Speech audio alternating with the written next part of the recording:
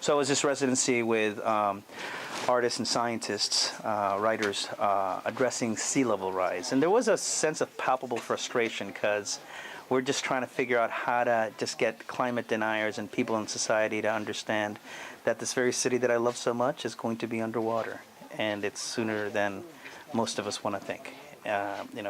When the threat is really going to be knocking on our door, first through economic turmoil and eventually through actual physical impacts, starting with our aquifer and then moving its way into biodiversity loss. So big, heavy issues, and we still have elected officials in this state who deny it. As I was sitting at Rauschenberg's beach house balcony looking out at the Gulf of Mexico, I knew that 150 miles out there was an indigenous village that has now been swallowed by the sea. And like that, there's so much history through time where whole societies have been completely consumed by nature, by rising seas, or destroyed, with nature. And I just thought that at a place like the Rauschenberg residency, where all of us were coming together to collaborate to talk about this idea, we needed to make a point. And I thought to look at creating a satirical piece where I said that we didn't need the stuff that we really do need, that we didn't need people to be educated about climate change, that we didn't need government to intervene, that we didn't need people to innovate, that we didn't need regulations to stop polluters from destroying our atmosphere that would melt the polar caps and cause our sea levels to rise. So I created a performance art piece that I videotaped myself creating what I would call 5 action steps, individual actions, sort of a very conservative, sort of small government approach. Just do it yourself. And the satire, the humor was that this is a problem that can be solved by basically taking all of the water that was going to rise and freezing it, back to its original ice form.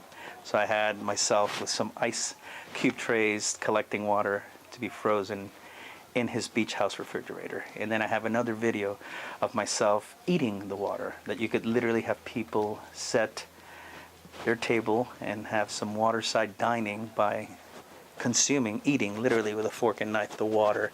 And if enough of us ate the water as an action, not government interference, not new innovations, not reducing our carbon footprints, but by just really eating the water.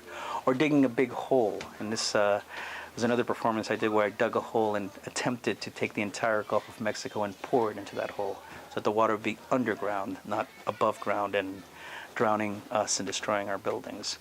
Another one was to set it on fire, just burn the water away. And the last piece was just to beat the shit out of the water, just to hit it, slap it, kick it, and it would run in the other direction. So that was my way of being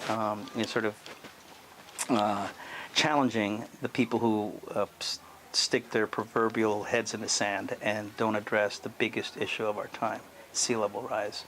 And I did that and loved doing it as a performative piece. And as a great in the place of a master who would do a lot of provocative work and a lot of work that inspired generations to think differently about their interactions and what they did with art. It was a great respite for me because I'm usually doing performative works that are bioremediative in nature. I usually don't do stuff that is about accentuating futility. There's a absolute hopefulness to the art that I create. So I plant a mangrove in a place that I know is going to be swallowed by the seas, but I do it anyway because I want to teach society that even in face of their greatest despair, there needs to be hope. And I'm also trying to model a behavior for citizens who are going to care more about their environment and hopefully elect people into public office and work with corporations and businesses in a more ethical way so that we can tackle the hell that's going to befall this island, this county, this state, this country, this planet as the sea levels rise in every single coastal community at the same time. That's coming our way. So my role as an artist is to create strategies, whether it's modeling good behavior, ridiculing bad one, for us to be a more engaged and civil to one another society that's more responsible for those not yet born, those that are going to inherit the hell that we leave them.